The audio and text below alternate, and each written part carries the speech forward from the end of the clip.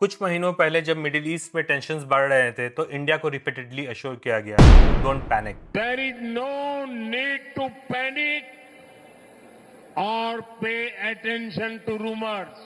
हमें बताया गया कि इंडिया प्रिपेयर्ड है, ऑल रिजर्व सफिशिएंट है और सिचुएशन अंडर कंट्रोल है। There is no shortage of petrol, diesel, kerosene, ATF or fuel oil. The availability of petrol, diesel, aviation, turbine fuel, kerosene and fuel oil is fully assured. लेकिन फिर tone अचानक change हो गया। Suddenly petrol बचाइए, foreign trips को avoid करिए, gold मत खरीदिए, एक्सपेंसेस को कंट्रोल करिए। और पब्लिक सोच रही है भाई पैनिक नहीं करना था या पैनिक करना है। सबसे इंटरेस्टिंग चीज क्या है, गवर्नमेंट का मैसेजिंग पैटर्न। पहले बोला गया सब कंट्रोल में है, अब इनडायरेक्टली बोला जा रहा है प्लीज प्रिकॉशन ले लो। तो सवाल सिंपल है, अगर एवरीथिंग वाज अंडर कंट्रोल तो फिर सडनली पब्लिक को सर्वाइवल टिप्स क्यों दिए जा रहे हैं? मतलब सिचुएशन नॉर्मल भी है और अब नॉर्मल भी, पैनिक भी नहीं करना है लेकिन इमरजेंसी प्रिकॉशंस को भी लेना है। भाई गवर्नमेंट का लॉजिक अब क्वांटम फिजिक्स जैसा होते जा रहा है। एक ही टाइम पर दो अपोजिट रियलिटीज एग्जिस्ट करने लगी हैं। मेरी देश के हर नागरिक से अपील है, जहां संभव हो पेट्रोल डीजल का उपयोग कम करें। हमें रिपीटेडली बताया गया कि इंडिया के पास इनफ रिजर्व्स है, इंडिया प्रिपेयर्ड है। तो फिर सवाल उठता है वो रिजर्व्स गए कहाँ? या रिजर्व्स सिर्फ मोटिवेशनल कोट्स थे? देखिए पब्लिक स्टूपिड नहीं है। अगर गवर्नमेंट पब्लिक को रिपीटेडली रीअश्योर करे और कुछ महीनों के बाद सेम गवर्नमेंट प्रिकॉशन स्पीचेस देने लगे तो नेचुरली क्वेश्चंस तो उठते ही हैं और ऑनेस्टली क्वेश्चंस उठने भी चाहिए। प्रॉब्लम सिर्फ ईरान वॉर नहीं है, प्रॉब्लम है इंडिया की इकोनॉमिक वल्नरेबिलिटी, क्योंकि इंडिया अभी भी हेवीली डिपेंडेंट है इंपोर्टेड ऑयल पर, ग्लोबल सप्लाई चेन्स पर और एक्सटर्नल शॉक्स पर। मतलब अगर दुनिया में डिस्टर्बेंस होता है तो इंडिया डायरेक्टली इम्पैक्ट फील करता है और यही डेंजरस पार्ट है, क्योंकि स्ट्रॉन्ग इकोनॉमीज क्राइसिस को एब्जॉर्ब कर लेती है और वीक इकोनॉमीज पब्लिक को एडवाइजरी भेजना स्टार्ट कर देती है।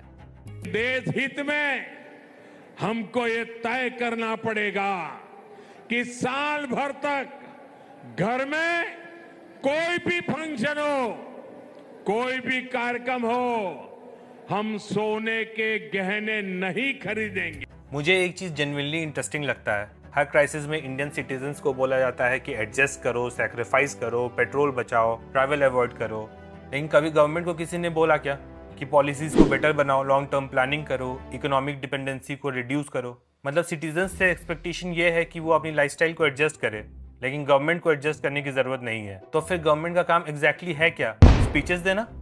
और अब आते हैं सबसे अनकंफर्टेबल क्वेश्चन पर, क्या इकोनॉमिक रियलिटी इलेक्शन पीरियड में डाउन प्ले किया गया? क्या पब्लिक को फुल पिक्चर नहीं बताया गया? क्योंकि टाइमिंग बहुत इंटरेस्टिंग है। इलेक्शन तक everything was strong, India was unstoppable और ग्रोथ की स्टोरी भर भर की थी। और इलेक्शन के बाद प्रिकॉशन लीजिए, स्पेंडिंग्स को कंट्रोल करिए और रिसोर्सेज को सेव करिए। तो पब्लिक नेचुरली पूछ रही है, ट्रूथ इलेक्शन के पहले क्या डिफरेंट था या इलेक्शन के बाद डिफरेंट है? Should prepare for paranoia before the event, and we must hope that tough times do not come or remain, but we must prepare for the worst. Therefore, it is about preparation. Be ready for tough times, rather than waiting for the shock to hit. अब suddenly businessman भी warning देने लगे हैं, economist concern दिखा रहे हैं, corporate leaders cautious tone में बात कर रहे हैं। लेकिन एक इनोसेंट सा सवाल है कि अगर ये सब इतने इंटेलिजेंट थे तो इलेक्शन के पहले वार्निंग क्यों नहीं दी? तब तो ग्रोथ ग्रोथ ग्रोथ बोल रहे थे, अब सडनली रियलिटी याद आ गई।